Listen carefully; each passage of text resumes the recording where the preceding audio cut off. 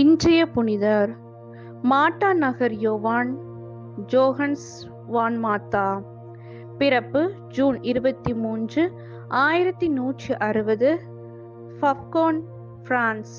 இறப்பு December 17, 1213, Rome, Italy.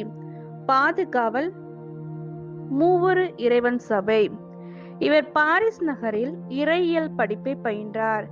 பின்னர் 1185ஆம் ஆண்டு குருவாக திருநிலைப்படுத்தப்பட்டார்.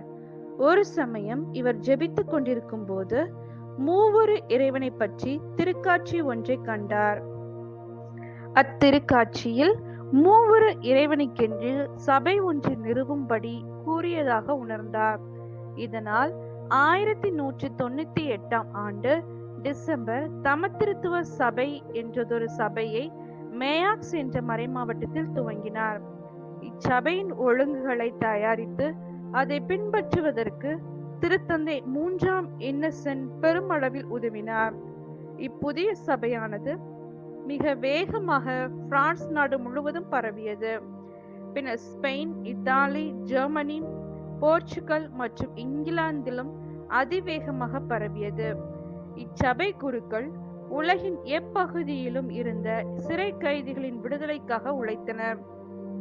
இப்பணியை செய்வதற்கு ஏறக்குறைய 1000க்கும் மேற்பட்ட விதவை பெண்கள் அச்சபையில் பணியாளர்களாக சேர்ந்தனர். மேலும் அச்சபை சகோதரர்களை நோயாளிகளை கவனிக்கும் பணிக்கும் படை வீரர்களுக்கு ஆன்ம வாழ்வில் வளர்வதற்கு வழிகாட்டுவதற்கும் தயாரித்தார். இச்சபையினர் வெள்ளை அங்கி அணிந்து, சிவப்பு நிற சிலுவையை அணிந்து, கருப்பு நிறத்தில் நீளமான உடை உடுத்த வேண்டும் என்று பணித்தார். பல்வேறு விதங்களில் தன் சபையை வளர்த்தெடுத்து சபைக்கு அங்கீகாரம் பெற்ற பின் இறந்தார். ஜெபம். எங்கள் தாயும் தந்தையுமான மூவொரு இறைவா, தமத்திருத்துவ சபையை பாதம் சமர்ப்பிக்கின்றோம். அச்சபை சகோதர சகோதரிகளாக நீர் எந்நாளும் எச்சூழலிலும் உடனிருந்து வழிநடத்தும்.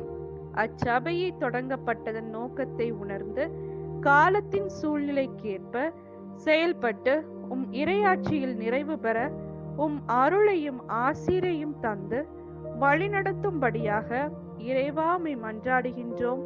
ஆமென்.